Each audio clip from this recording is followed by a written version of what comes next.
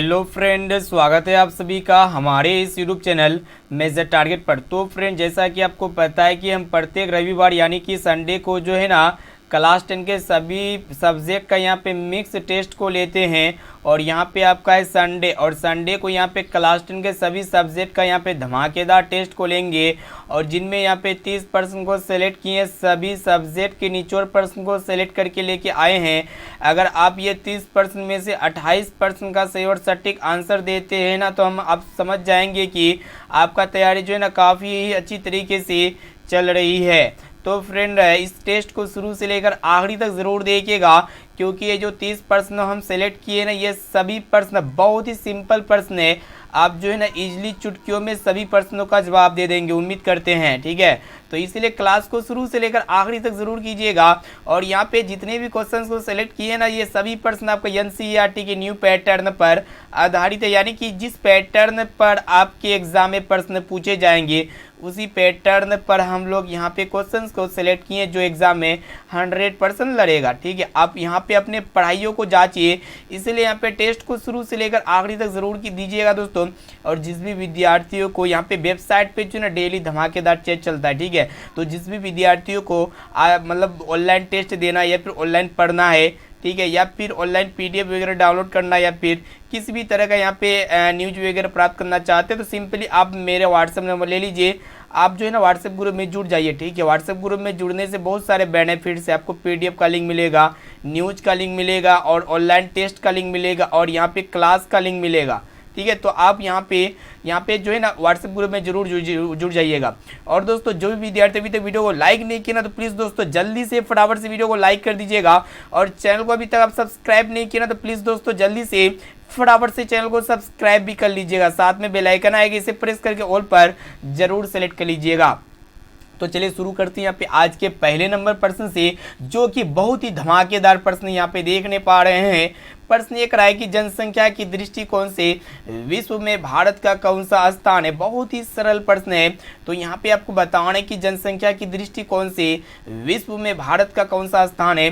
तो यहाँ पे ऑप्शन ए में आपको दे प्रथम, और ऑप्शन बी है द्वितीय, और ऑप्शन सी में आपको दे तृतीय या फिर चौथा। तो फ्रेंड, जनसंख्या की दृष्टिकोण से विश्व में भारत का स्थान जो है दूसरा स्थान पे है। द्वितीय मतलब होता है दूसरा स्थान, यानी कि यहाँ पे बी वाला ऑप्शन जो है ना बिल्कुल ही करेक्ट आंसर हो जाएगा।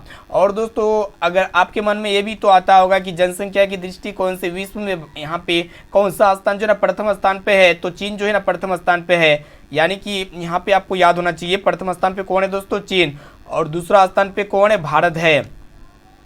अब चलिए फ्रेंड देखते हैं यहाँ पे दूसरा नंबर प्रश्न को देखिएगा, जो कि बोर्ड एग्जाम के लिए बहुत ही महत्वपूर्ण है।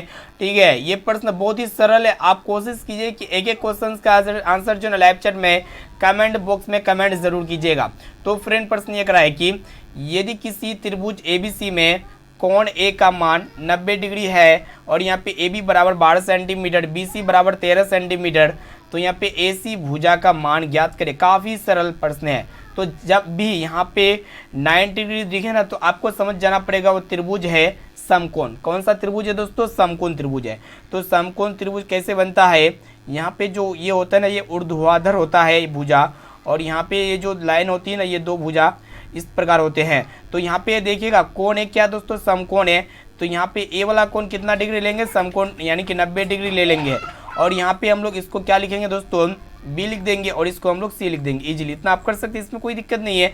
अब देखा जाए यहाँ पे जो मान है ना उसको लिख देते हैं, यानी कि ए बी की दूरी कितना है, 12 सेंटीमीटर है, और यहाँ पे बी सी की दूरी कितना है दोस्तों, 13 सेंटीमीटर। तो आपसे यहाँ पे क्या पूछ रहा है कि ए सी, यानी कि ये भुजा ए सी की दूरी पूछ रहा है, यानी कि यहाँ पे ए सी का मान कितना होगा। काफ़ी सिंपल प्रश्न है। चलिए इसको हम लोग फटाफट से शानदार तरीके से सोल्व करते हैं। ठीक है, तो फ्रेंड यहाँ पे देखिएगा, ये आपका ए सी क्या हो गया, आपका ये आपका आधार हो गया, आपको पता होना चाहिए। और ये जो ए बी होते हैं ना, ये आपका क्या होते हैं दोस्तों, ये आपका लंब होते हैं। ठीक है, और ये जो लाइन होते हैं ना, ये लाइन क्या होती है आपका, इस लाइन का नाम होता है कर्ण, आपको पता होना चाहिए। ठीक है, तो एक फॉर्मूला को याद रखिएगा दोस्तों। फॉर्मूला क्या होता है, यहाँ पे आधार यानी कि ए सी बराबर हो जाएगा, हम लोग जानते हैं ये आधार बराबर क्या हो जाएगा, अंडर रूट यहाँ पे कर्ण का स्क्वायर घटा लंब का स्क्वायर होता है। ये सभी को पता होना चाहिए। यानी कि यहाँ पे कर्ण कितना है, BC, यानी कि BC का स्क्वायर हो जाएगा माइनस, और यहाँ पे जो AB है ना दोस्तों, यहाँ पे AB हो जाएगा। क्यों AB होगा, क्योंकि ये आपका क्या हो गया दोस्तों, लंब हो गया, लंब का स्क्वायर। तो फॉर्मूला आपको पता होना चाहिए। यहाँ पे हम लोग क्या किए कि AC बराबर √BC² माइनस AB का स्क्वायर कर दिए। इतना कर सकते हैं, इसमें कोई दिक्कत नहीं है, हमेशा बड़ा में छोटा घटा दीजिएगा, ठीक है। तो चलिए दोस्तों यहाँ पे देखिएगा BC का मान कितना है 13 है, तो सिंपल यहाँ पे 13 लिख देंगे, तो 13 का स्क्वायर हो जाएगा माइनस, और यहाँ पे AB का मान कितना दिया हुआ है, तो 12 दिया हुआ है, तो सिंपली हम लोग यहाँ पे 12 का स्क्वायर लिख देंगे और यहाँ पे अंडर रूट कर देंगे, ठीक है। इतना कर सकते हैं, इसमें दिक्कत नहीं है। अब दोस्तों यहाँ पे 13 का स्क्वायर कितना होता है 169 होता है, माइननस करेंगे और 12 का स्क्वायर कितना होता है 144 होता है। इतना तो आप कर सकते हैं, इसमें कोई दिक्कत वाली बात नहीं है। और यहाँ पे जब इसको घटाएंगे 169 में 144 तो कितना आएगा 25 आएगा, इंटू 25 आएगा, और ये अंडर रूट 25, ये 25 किसका स्क्वायर रूट होता है, तो 5 का स्क्वायर रूट होता है। ये आपको पता होना चाहिए, काफ़ी सिंपल प्रश्न है। तो यहाँ पे AC यानी कि आधार का मान कितना आ गया दोस्तों 5 आ गया, 5 सेंटीमीटर, यानी कि यहाँ पे ए वाला ऑप्शन जो है ना बिल्कुल ही करेक्ट आंसर हो जाएगा। उम्मीद करती है प्रश्न आपको काफ़ी अच्छी तरीके से समझ में आ चुका होगा। ये सोल्व हम लोग कैसे किए, पाइथागोरस प्रमेय से सोल्व किए। अब चलिए फ्रेंड देखते हैं यहाँ पे नेक्स्ट क्वेश्चन को देखिएगा, जो कि टॉप लेवल की प्रश्न है। तो फ्रेंड प्रश्न ये कह रहा है कि किस दृष्टि दोष में अवतल लेंस का उपयोग किया जाता है। तो यहाँ पे ऑप्शन ए में आपका दिया हुआ निकट दृष्टि दोष में, और ऑप्शन बी में आपका दिया हुआ दीर्घ दृष्टि दोष में, या फिर अबिंदुकता में, या फिर मोतियाबिंद में। तो फ्रेंड जो भी व्यक्ति यहाँ पे निकट दृष्टि दोष से पीड़ित होता है ना, तो उस व्यक्ति को अवतल लेंस से बने चश्मे का उपयोग किया जाता है। इसे आपको याद होना चाहिए, ठीक है। काफ़ी सिंपल प्रश्न है। और दोस्तों ये अवतल लेंस का दूसरा नाम क्या होता है, अपसारी लेंस भी कहते हैं, ठीक है। और जो भी व्यक्ति दीर्घ दृष्टि दोष से पीड़ित होता है ना, तो उस व्यक्ति को उत्तल लेंस से बने चश्मे का उपयोग किया जाता है। साथ में इसे भी आपको याद होना चाहिए। अब चलिए फ्रेंड देखते हैं यहाँ पे 4 नंबर प्रश्न को देखिएगा, जो कि काफ़ी महत्वपूर्ण प्रश्न है। और ये प्रश्न जो है ना आपका NCERT पैटर्न पर यहाँ पे सभी प्रश्न आपको बता रहे हैं। आप कोशिश कीजिए कि एक एक क्वेश्चन का आंसर जो है ना लाइव चैट में कमेंट बॉक्स में कमेंट जरूर कीजिएगा। तो प्रश्न ये कह रहा है कि मंत्री वीरेश्वर का स्वभाव कैसा था। यहाँ पे ऑप्शन ए में आपका दिया क्रोधी, और ऑप्शन बी में आपका दिया दानी या फिर कृपण, और ऑप्शन डी में आपका दिया शांति। तो फ्रेंड मंत्री वीरेश्वर जो है ना ये दानी प्रभाव यानी कि दानी किस्म का व्यक्ति था, इसे आपको पता होना चाहिए। सिंपली यहाँ पे बी वाला ऑप्शन जो है ना बिल्कुल ही करेक्ट आंसर हो जाएगा। अब चलिए फ्रेंड देखते हैं यहाँ पे नेक्स्ट क्वेश्चन को देखिएगा, क्या कराए कि यहाँ पे आपको बताना है कि वाणी कब विष के समान हो जाती है। तो यहाँ पे ऑप्शन ए में आपका दिया हुआ है राम नाम के बिना, या फिर तीर्थ यात्रा के बिना, या फिर ज्ञान के बिना, और ऑप्शन डी में आपका दिया हुआ है माता पिता के बिना। तो फ्रेंड वाणी जो है ना राम नाम के बिना विष के समान हो जाती है। तो सिंपली यहाँ पे ए वाला ऑप्शन जो है ना बिल्कुल ही करेक्ट आंसर हो जाएगा। अब चलिए फ्रेंड देखते हैं यहाँ पे नेक्स्ट क्वेश्चन, जो कि बहुत ही महत्वपूर्ण है। तो फ्रेंड प्रश्न ये है कि यहाँ पे आपको बताना है कि गोंडवाना की चट्टानों में किस खनिज का भंडार मिलता है। बहुत ही महत्वपूर्ण प्रश्न है। तो यहाँ पे ऑप्शन ए में आपको पेट्रोलियम, और ऑप्शन बी है कोयला का, या फिर प्राकृतिक गैस का, या फिर सौर ऊर्जा का। तो फ्रेंड गोंडवाना चट्टानों में जो है ना ये कोयला खनिज का भंडार मिलता है, यानी कि यहाँ पे बी वाला ऑप्शन जो है ना बिल्कुल ही करेक्ट आंसर हो जाएगा, ठीक है। और दोस्तों कोयले कितना प्रकार के होते हैं, तो कोयले 4 प्रकार के होते हैं, ठीक है। और सबसे अच्छे किस्म का कोयला कौन सा होता है, एंथ्रासाइड होता है। और सबसे घटिया किस्म का कोयला कौन सा होता है, पीट होता है। साथ में इस भी आपको याद होना चाहिए। और जो भी विद्यार्थी अभी तक वीडियो को लाइक नहीं किया ना, तो प्लीज़ दोस्तों जल्दी से फटाफट से वीडियो को लाइक कर दीजिए, और कोशिश कीजिए कि आप जो है ना एक एक क्वेश्चन का आंसर लाइव चैट में या फिर कमेंट बॉक्स में कमेंट जरूर कीजिएगा। इससे हमको ये पता चलेगा कि आपका तैयारी जो है ना काफ़ी अच्छी तरीके से चल रही है। अब चलिए फ्रेंड देखते हैं यहाँ पे नेक्स्ट क्वेश्चन, जो कि बहुत ही महत्वपूर्ण प्रश्न ये कराए कि 2 संख्याओं का मस 13 तथा लस 182 है, यदि उनमें से एक संख्या 26 है। तो यहाँ पे आपसे पूछ रहा है कि दूसरी संख्या ज्ञात करें। काफ़ी सिंपल प्रश्न है। तो इसके लिए एक फॉर्मूला होता है यूक्लिड विभाजन एल्गोरिथम में। आप फॉर्मूला यहाँ पे उस चैप्टर का एक फॉर्मूला होता है, फॉर्मूला आपको पता होना चाहिए। फॉर्मूला क्या होता है दोस्तों, पहली संख्या गुना दूसरी संख्या, ये जो बराबर होते हैं ना LCM गुना HCF के गुणनफल के बराबर होती है। तो सिंपली ये वाला एक फॉर्मूला हो गया, ये सबको पता होना चाहिए। तो यहाँ पे पहली संख्या और दूसरी संख्या यानी कि 2 संख्याओं का गुणनफल, ये जो होते हैं ना पहली संख्या और मतलब LCM गुना HCF के गुणनफल के बराबर होते हैं। तो यहाँ पे देखिएगा एक संख्या दिया हुआ है आपका 26, तो पहला संख्या की जगह 26 लिख देंगे। तो हमको जो है ना दूसरा संख्या प्राप्त करना है दोस्तों। सिंपली यहाँ पे दूसरा संख्या प्राप्त करने के लिए यहाँ पे दूसरा संख्या को ऐसे छोड़ देंगे। तो यहाँ पे देखिएगा एलसीएम कितना दिया हुआ है 182 दिया हुआ है, तो सिंपली यहाँ पे 182 लिख देंगे, गुणा करेंगे। और यहाँ पे एचसीएफ कितना दिया हुआ है दोनों संख्या का 13 दिया हुआ है, ठीक है, तो यहाँ पे 13 लिख देंगे।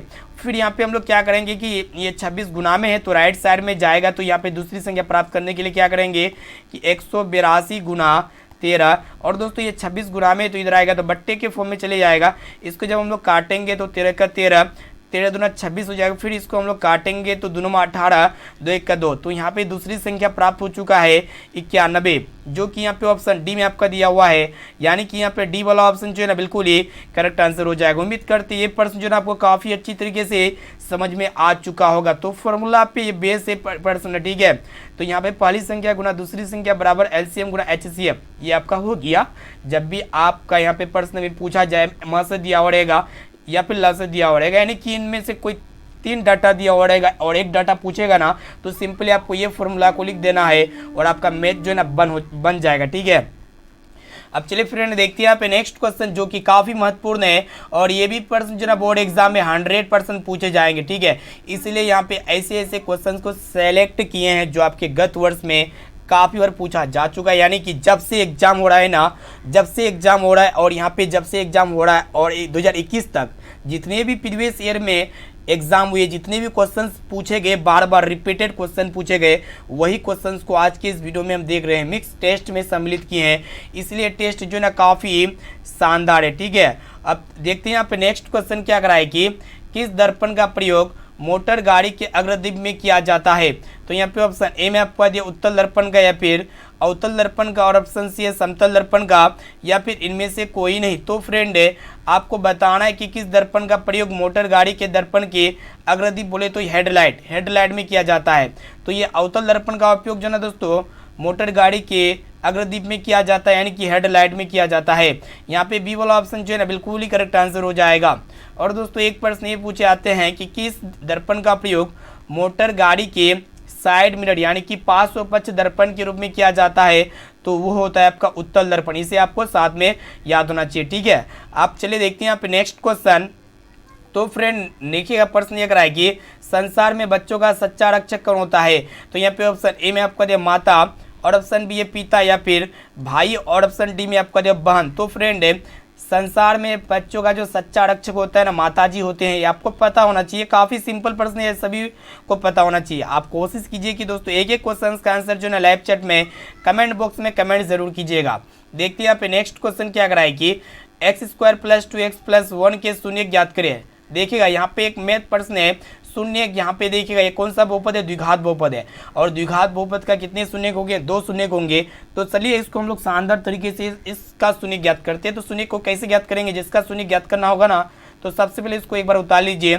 x² है + 2x + 1 है, इसको इक्वल 0 के इक्वल करेंगे, ठीक है। उसके बाद हम लोग क्या करेंगे दोस्तों, सबसे पहले आपको पता होना चाहिए कि यहाँ पे ए कौन है और यहाँ पे बी कौन है और यहाँ पे सी कौन है, ये आपको पता होना चाहिए। तो यहाँ पे ए का मान कितना, x² के साथ जो गुना में होगा ना वो आपका ए होगा, मतलब वो आपका ए होगा। तो यहाँ पे x² के साथ गुना में 1 छिपा हुआ है, तो यहाँ पे ए का मान 1 हो जाएगा। और यहाँ पे देखिएगा यहाँ पे दोस्तों बी कौन होगा, x का गुना यानी कि 2 हो जाएगा। और सी यहाँ पे कौन होगा दोस्तों, अचर पद जो कॉन्स्टेंट होता है, जो सबसे लास्ट में होता है, जो किसी के साथ गुना में नहीं रहता है, वो आपका अचर होता है, कॉन्स्टेंट होता है। यहाँ पे सी का मान 1 दिया हुआ है, ठीक है। तो यहाँ पे सबसे पहले आपको क्या करना होगा दोस्तों, ए को सी से ज्ञात मतलब गुना करेंगे, यानी कि पहली वाली को मतलब सबसे लास्ट वाला से गुना कर देंगे। तो यहाँ पे 1 को 1 से गुना करेंगे तो कितना होगा, 1 होगा। कितना होगा, 1। उसके बाद आपको क्या करना है कि इस 1 का एलसीएम करेंगे, तो यहाँ पे एक बार में चले जाएगा, 1 का 1 होगा। उसके बाद यहाँ पे क्या करेंगे कि 1 को ऐसा करना है, जोड़ने या घटाने से कितना आना चाहिए, 2x यानी कि bx आना चाहिए। तो यहाँ पे 2x आता है कि नहीं देखते हैं। तो सिंपली यहाँ पे x² है तो x² लिख देंगे। और दोस्तों यहाँ पे 2x कैसे आएगा, 1 और 1 कितना आएगा दोस्तों, 2 आएगा। तो सिंपली हम लोग क्या करेंगे कि 1x और यहाँ पे फिर 1x, ये दोनों मिलके कितना होगा, 2x होगा। फिर +1 कर देंगे, ये किसके इक्वल हो जाएंगे, 0 के इक्वल हो जाएंगे। अब आपको यहाँ पे पता होना चाहिए कि x² और x में कॉमन क्या आ रहे हैं, तो x कॉमन आ रहे हैं, तो अंदर में क्या बचा दोस्तों, x + 1 बचा, ठीक है।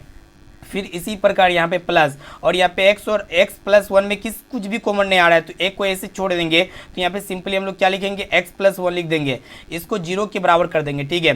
तो यहाँ पे भी x + 1 है और यहाँ पे भी x + 1 है, तो दोनों में मतलब क्या है कि मतलब x + 1 को कॉमन ले लेंगे, तो यहाँ पे x + 1 कॉमन आ जाएगा। उसके बाद दोस्तों यहाँ पे देखिएगा कि ये दोनों में से कोई एक को उतारना पड़ता है, यानी कि x+1 को उतारना पड़ता है, तो ये दोनों 0 के इक्वल हो जाएंगे। उसके बाद देखिएगा कि x+1 को पहले 0 के बराबर करेंगे, क्योंकि x+1 गुना x+1 ये दोनों जो है ना 0 के इक्वल है। तो हम लोग क्या करेंगे, इसको पहले 0 के बराबर करेंगे, फिर इसको 0 के बराबर करेंगे x+1 को। तो फ्रेंड यहाँ पे ध्यान से देखिएगा, x+1 को मतलब x को ऐसे छोड़ देंगे, ये एक को जो है राइट साइड में भेजेंगे तो 0 की तरफ -1 हो जाएंगे, और इसी तरह x को ऐसे छोड़ देंगे और +1 में तो राइट साइड में जाएगा तो -1 हो जाएगा। तो आप देख सकते हैं यहाँ पे द्विघात बहुपद का 2 हल आ चुका है, एक -1 और दूसरा भी -1। तो यहाँ पे ऑप्शन सी में आपका दिया हुआ है, यानी कि यहाँ पे सी वाला ऑप्शन जो है ना बिल्कुल ही करेक्ट आंसर हो जाएगा। अब चलिए फ्रेंड देखते हैं यहाँ पे नेक्स्ट क्वेश्चन जो कि बहुत ही महत्वपूर्ण है। तो फ्रेंड प्रश्न ये रहा है कि वे खनिज जिसे कम खर्च तथा आसानी से धातु का निष्कर्षण किया जा सकता है उसे क्या कहते हैं, ठीक है। तो यहाँ पे ऑप्शन ए में आपको गैंग या फिर खनिज, और ऑप्शन सी है अयस्क या फिर भर्जन, बहुत ही महत्वपूर्ण है। तो वे खनिज जिसे कम खर्च तथा आसानी से धातु का निष्कर्षण किया जा सकता है उसे हम लोग क्या कहते हैं, अयस्क कहते हैं, यानी कि और कहते हैं। यहाँ पे सी वाला ऑप्शन जो है ना बिल्कुल ही करेक्ट आंसर हो जाएगा। देखते हैं यहाँ पे दोस्तों नेक्स्ट क्वेश्चन जो कि टॉप लेवल के प्रश्न है और एनसीईआरटी पैटर्न पर आधारित ये सभी प्रश्न। देखिएगा प्रश्न एक रहा है कि कृषि कार्य में शामिल है। तो यहाँ पे ऑप्शन ए में आपका दिया हुआ है भूमि को जोतना या फिर पशुओं को पालना या फिर मछली पालना, और ऑप्शन डी में आपका दिया सभी। तो फ्रेंड कृषि कार्य में मतलब शामिल क्या क्या है, भूमि को जोतना है, पशुओं को पालना है और मछली पालना है, यानी कि ये तीनों मतलब शामिल है, इसलिए यहाँ पे डी वाला ऑप्शन जो है ना बिल्कुल ही करेक्ट आंसर हो जाएगा। अब चलिए फ्रेंड देखते हैं यहाँ पे 13 नंबर प्रश्न क्या कराए कि यहाँ पे आपको बताना है कि देवलोक का मार्ग किससे प्रशस्त है। तो यहाँ पे ऑप्शन ए में आपका दिया सत्य से या फिर सत्य से, और ऑप्शन सी है लोभ से या फिर त्याग से। तो फ्रेंड देवलोक का मार्ग जो है किससे प्रशस्त है, तो सत्य से प्रशस्त है, यानी कि यहाँ पे बी वाला ऑप्शन जो है ना बिल्कुल ही करेक्ट आंसर हो जाएगा। अब आइए फ्रेंड देखते हैं यहाँ पे नेक्स्ट क्वेश्चन को। देखिएगा प्रश्न ये कराए कि समीकरण युग्म x+2y = 6, और यहाँ पे दूसरा समीकरण दिया हुआ है 3x + 6y = 18। तो फ्रेंड ये जब भी इस तरह के प्रश्न पूछे जाएंगे इसका हल क्या होगा, प्रतिच्छेदी या फिर समांतर या फिर समपादी। जब भी इस तरह का प्रश्न पूछा जाए, हल पूछेगा, तो आपको इसको समीकरण 1 मान लेना पड़ेगा और इसको समीकरण 2 मान लेना पड़ेगा, ठीक है। उसके बाद यहाँ पे आपको यहाँ पे चेक करना होगा कि a1/a2 कौन है, ठीक है। उसके बाद यहाँ पे फिर b1/b2 चेक करना होगा, b1/b2 कौन है, फिर यहाँ पे c1/c2 चेक करना होगा। ये आप तीनों को पहले चेक कर लीजिए, ठीक है। तो चलिए फटाफट से इसको हम लोग चेक करते हैं। तो यहाँ पे दोस्तों a1 कौन है, जो पहला समीकरण का जो x के साथ गुना होता है ना वो आपका a1 होता है। तो यहाँ पे x के साथ गुना में एक छिपा हुआ 1 है, तो यहाँ पे 1/, और a2 इसी प्रकार दूसरा समीकरण का x के साथ गुना 3 है, ठीक है। इसी तरह b1/b2 भी चेक कर लेते तो यहाँ पे पहला समीकरण का y के साथ जो गुना है ना वो आपका b1 हो जाएगा, यानी कि यहाँ पे 2 है b1 का मान। फिर इसी तरह दूसरा समीकरण का b2 हो जाएगा आपका 6 है, इसको हम लोग काट लेते, 2 1 का 2 द्वितीय 6, यानी कि यहाँ पे भी 1/3, यहाँ पे भी 1/3। एक काम करते हैं यहाँ पे c1/c2 की भी चेक कर लेते। तो यहाँ पे c1 कौन है, 6 से फिर बटे हो जाएगा, और यहाँ पे c2 कितना है दोस्तों 18 है। जब इसको हम लोग काटेंगे तो छुतिया 18 हो जाएगा, तो यहाँ पे भी 1/3 प्राप्त हुआ। तो कहने का अर्थ है कि यहाँ पे भी 1/3, यहाँ पे भी 1/3 और यहाँ पे भी 1/3। तो ये तीनों आपस में क्या इक्वल है, यानी कि a1/a2 और यहाँ पे b1/b2 और यहाँ पे c1/c2, ये तीनों आपस में इक्वल है। जब भी तीनों आपस में इक्वल होंगे ना तो इस कंडीशन में समीकरण युग्म जो होते हैं ना इसका संपाती होगा। ये कैसा होगा दोस्तों, संपाती, और इसका कितना हल होगा, अनंत हल होगा। कितना हल होगा, अनंत। तो इसे आपको याद होना चाहिए, ठीक है। यानी कि यहाँ पे सी वाला ऑप्शन जो है ना बिल्कुल ही करेक्ट आंसर हो जाएगा।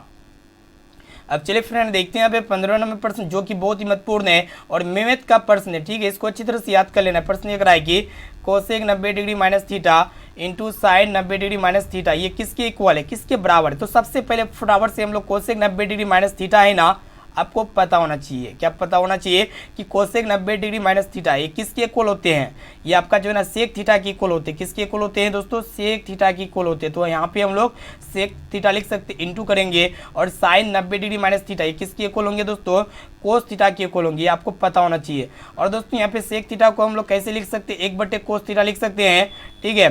गुना करेंगे और यहाँ पे कोस थीटा है तो कोस थीटा इसको लिख देंगे। तो यहाँ पे क्या होगा कि कोस थीटा से कोस थीटा कैंसिल हो जाएगा, तो यहाँ पे आपका कितना बचेगा दोस्तों, 1 बचेगा। तो इसका राइट आंसर कितना हो गया, 1 हो गया, यानी कि यहाँ पे ए वाला ऑप्शन जो है ना बिल्कुल ही करेक्ट आंसर हो जाएगा। और दोस्तों जो भी विद्यार्थी वीडियो को लाइक नहीं किया ना तो प्लीज़ दोस्तों जल्दी से जल्दी से फटाफट से जो ना वीडियो को लाइक कर दीजिएगा और दोस्तों चैनल पर नए हैं ना तो प्लीज़ दोस्तों चैनल को भी सब्सक्राइब कर लीजिएगा, ठीक है। और क्लास को शुरू से लेकर आखिरी तक जरूर कीजिएगा दोस्तों। प्रश्न ये कराए कि देखिएगा 16 नंबर प्रश्न जो कि बहुत ही शानदार प्रश्न है और बहुत इंपॉर्टेंट प्रश्न है। प्रश्न ये कराए कि कौन सा पदार्थ लाल लिटमस पत्र को नीला कर देता है। तो यहाँ पे ऑप्शन ए में आपका दिया हुआ है अम्ल या फिर क्षार, और ऑप्शन सी है लवण या फिर इनमें से कोई नहीं। तो फ्रेंड आपको पता होना चाहिए जो मतलब क्षार होते हैं ना वो लाल लिटमस पत्र को नीला कर देते हैं, यानी कि यहाँ पे बी वाला ऑप्शन जो है ना बिल्कुल ही करेक्ट आंसर हो जाएगा। और दोस्तों जो भी विद्यार्थी अभी तक वीडियो को लाइक नहीं किया ना दोस्तों प्लीज़ दोस्तों जल्दी से फटाफट से वीडियो को लाइक कर दीजिएगा। चलिए देखते हैं यहाँ पे नेक्स्ट क्वेश्चन जो कि बहुत ही महत्वपूर्ण है कि वर्तमान काल में संस्कृत की लेखिका कौन है। तो यहाँ पे ऑप्शन ए में आपका दिया गंगा देवी, और ऑप्शन बी है सल्वा या फिर मिथिलेश कुमारी, और ऑप्शन डी में आपका दिया हुआ है विजया। तो फ्रेंड यहाँ पे आपको बताना है कि वर्तमान काल में संस्कृत की लेखिका कौन है, ठीक है। ये प्रश्न बहुत इंपॉर्टेंट है। तो मिथिलेश कुमारी है दोस्तों, यानी कि यहाँ पे सी वाला ऑप्शन जो है ना बिल्कुल ही करेक्ट आंसर हो जाएगा। अब चलिए फ्रेंड देखते हैं यहाँ पे नेक्स्ट क्वेश्चन को देखेगा तो फ्रेंड है ये 18 नंबर प्रश्न भी जो है ना बहुत ही महत्वपूर्ण है। तो प्रश्न को देखना है क्या कराए कि द्वितीय विश्व युद्ध में परमाणु बम किस देश पे गिराया गया। तो यहाँ पे ऑप्शन ए में आपको दिया जापान में, या फिर रूस में, और ऑप्शन सी है चीन में, या फिर अमेरिका में। तो फ्रेंड है द्वितीय विश्व युद्ध में परमाणु बम जो है ना किस देश में गिराया गया था। तो जापान में गिराया गया था दोस्तों। और कौन गिराए थे तो अमेरिका ने गिराए थे। और जापान के कहाँ पे गिराया गया था, कौन सा इसमें मतलब कौन सा शहर में गिराया गया था, तो हिरोशिमा शहर में गिराया गया था, ठीक है। इसे आपको याद होना चाहिए, यानी कि यहाँ पे ए वाला ऑप्शन जो है ना बिल्कुल ही करेक्ट आंसर हो जाएगा। चलिए देखते हैं यहाँ पे 19 नंबर प्रश्न क्या कराएगी, इनमें से कौन प्राकृतिक संसाधन है। तो फ्रेंड प्रकृति के द्वारा घटित संसाधन को प्राकृतिक संसाधन कहते हैं। तो यहाँ पे देखिएगा पंचायत भवन, विद्यालय और ये रेल, ये तीनों जो है ना प्राकृतिक संसाधन नहीं है, ठीक है। लेकिन ये भूमि जो है ना दोस्तों प्राकृतिक संसाधन है, इसे आपको पता होना चाहिए, यानी कि यहाँ पे सी वाला ऑप्शन जो है ना बिल्कुल ही करेक्ट आंसर हो जाएगा। अब चलिए फ्रेंड देखते हैं यहाँ पे 20 नंबर प्रश्न को देखिएगा क्या कराई कि यदि बहुपद x² - 9x + 1 के मूलों का गुणनफल 8 है तो यहाँ पे आपसे पूछ रहा है कि a का मान क्या होगा। काफ़ी सिंपल प्रश्न है, यानी कि ये जो a है ना इसका वैल्यू पूछ रहा है, ठीक है। तो चलिए इसको हम लोग फटाफट से सोल्व करते हैं। तो फ्रेंड यहाँ पे जो यहाँ पे देखिएगा यहाँ पे एक तरह का द्विघात बहुपद है, और ये द्विघात बहुपद के मूलों का गुणनफल दिया हुआ 8। तो हम लोग को पता होना चाहिए, यानी कि यहाँ पे अल्फा इंटू बीटा होता है द्विघात बहुपद के मूलों का गुणनफल, और इसका वैल्यू कितना है दोस्तों 8 है।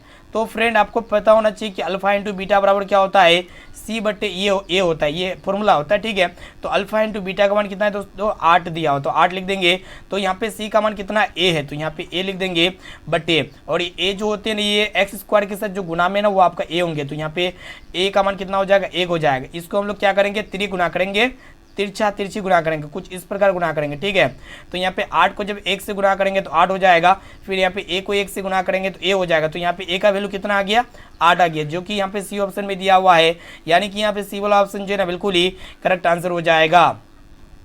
अब चलिए फ्रेंड देखते हैं यहाँ पे नेक्स्ट क्वेश्चन क्या कराए कि यहाँ पे आपको बताना है कि विद्युत ऊर्जा का व्यापारिक मात्रक क्या होता है। तो यहाँ पे ऑप्शन ए में आपको दे वाट या फिर यूनिट, और ऑप्शन सी है कूलम्ब या फिर एम्पियर। तो फ्रेंड विद्युत ऊर्जा का जो व्यापारिक मात्रक होता है ना क्या होता है यूनिट होता है, ठीक है। यहाँ पे बी वाला ऑप्शन जो है ना बिल्कुल ही करेक्ट आंसर हो जाएगा। और विद्युत शक्ति का ऐसा मात्रक वाट होता है दोस्तों, और विद्युत आवेश का ऐसा मात्रक क्या होता है कूलम्ब होता है, और विद्युत धारा का ऐसा मात्रक एम्पियर होता है। साथ में इसे भी आपको याद होना चाहिए। अब चलिए फ्रेंड देखते हैं यहाँ पे नेक्स्ट क्वेश्चन क्या कराए कि गांधी सेतु पुल कहाँ स्थित है। तो यहाँ पे ऑप्शन ए में आपको आरा में, या फिर सासाराम में, या फिर पहाड़पुर में, और ऑप्शन डी में आपको दे पाटलिपुत्र में। तो फ्रेंड ये गांधी सेतु पुल जो है ना कहाँ पे स्थित है तो पाटलिपुत्र में स्थित है। और दोस्तों ये पाटलिपुत्र का नया नाम क्या है पटना है। साथ में से भी आपको याद होना चाहिए, यानी कि यहाँ पे डी वाला ऑप्शन जो है ना बिल्कुल ही करेक्ट आंसर हो जाएगा। अब आइए फ्रेंड देखते हैं यहाँ पे 23 नंबर प्रश्न क्या कराए कि बिरजू महाराज का संबंध किससे था। तो यहाँ पे ऑप्शन ए में आपको दे बांसुरी से, और ऑप्शन बी है तबला से या फिर कत्थक से, और ऑप्शन डी है संतूर से। तो फ्रेंड ये बिरजू महाराज जी का संबंध जो है ना कत्थक नृत्य से था, इसे आपको पता होना चाहिए, यानी कि यहाँ पे सी वाला ऑप्शन जो है ना बिल्कुल ही करेक्ट आंसर हो जाएगा। अब चलिए फ्रेंड देखते हैं यहाँ पे 24 नंबर प्रश्न जो कि बहुत ही महत्वपूर्ण है। तो फ्रेंड प्रश्न क्या कराए कि यहाँ पे आपको बताना है कि पृथ्वी का कितना प्रतिशत भाग स्थल है, ठीक है। तो यहाँ पे ऑप्शन ए में आपको देखा 71% या फिर 29% या फिर 41% या फिर 46%। तो फ्रेंड पृथ्वी का जो है ना कितना प्रतिशत भाग स्थल है तो यहाँ पे 29% भाग क्या है दोस्तों स्थल है, और पृथ्वी का कितना प्रतिशत भाग जल है, तो 71% भाग जो है ना दोस्तों जल है। 7 में से भी आपको याद होना चाहिए। अब चलिए फ्रेंड देखते हैं यहाँ पे नेक्स्ट क्वेश्चन क्या कराए कि कौन सी मिट्टी सर्वाधिक उपजाऊ होती है। तो यहाँ पे ऑप्शन ए में आपको दे पर्वतीय मिट्टी या फिर मरुस्थलीय मिट्टी, और ऑप्शन सी है काली मिट्टी या फिर जलोढ़ मिट्टी। तो फ्रेंड ये जलोढ़ मिट्टी जो है ना काफ़ी उपजाऊ मिट्टी होती है, और दोस्तों ये जलोढ़ मिट्टी सबसे ज़्यादा कहाँ पे पाया जाता है, भारत में पाया जाता है। 7 में से भी आपको याद होना चाहिए। अब चलिए फ्रेंड देखते हैं यहाँ पे नेक्स्ट क्वेश्चन क्या कराए कि के किस मान के लिए समीकरण निकाय 5x + ky बराबर 15 तथा यहाँ पे x + 2y बराबर 15 के अनंत हल होंगे। तो यहाँ पे दो को समीकरण दिया हुआ, इसको समीकरण 1 मान लेंगे, और इसको हम लोग क्या करेंगे दोस्तों, इसको समीकरण नंबर 2 मान लेंगे। और यहाँ पे पूछ रहा है कि ये इनका अनंत हल है, ठीक है, कंडीशन यहाँ पे अप्लाई कर दिया है, अनंत हल है। जब भी अनंत हल होंगे तो आपको पता होना चाहिए ये जो मतलब a1/a2 जो इक्वल होंगे ना, किसके इक्वल होंगे, b1/b2 के इक्वल होंगे, और दोस्तों ये b1/b2 किसके इक्वल होंगे, c1/c2 के इक्वल होंगे। ये कंडीशन होते हैं, ठीक है, कंडीशन तब अप्लाई करेंगे जब यहाँ पे दिया हो रहेगा अनंत हल, ठीक है। तो फ्रेंड यहाँ पे कंडीशन को जो है अप्लाई कर दिया है, तो यहाँ पे इसके लिए हम लोग समीकरण ये इसको लिए जो है ना आप लोग इसको भी उतार लिए, a1/a2 ये इक्वल होंगे b1/b2 के, और ये c1/c2 के इक्वल होंगे। तो ये कहाँ से आया, तो यहाँ पे अनंत हल से आया, ठीक है। तो इसको अच्छी तरह याद रखना है। तो फ्रेंड ये a1 कौन होते हैं, जो x का गुणांक होते हैं, तो यहाँ पे x का गुणांक कौन है, 5 है। तो सिंपली हम लोग 5 रख देंगे, बटे करेंगे। और यहाँ पे a2 का मान कौन है दोस्तों, यहाँ पे देखिएगा a2 कौन है, तो यहाँ पे दूसरा समीकरण का जो x के साथ गुणा में रहेगा ना वो आपका a2 होंगे।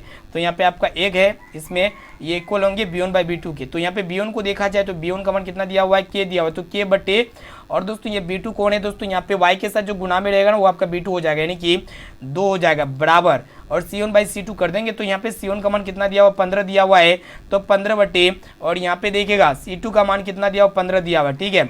तो सिंपली हम लोग क्या करेंगे, देखिएगा यहाँ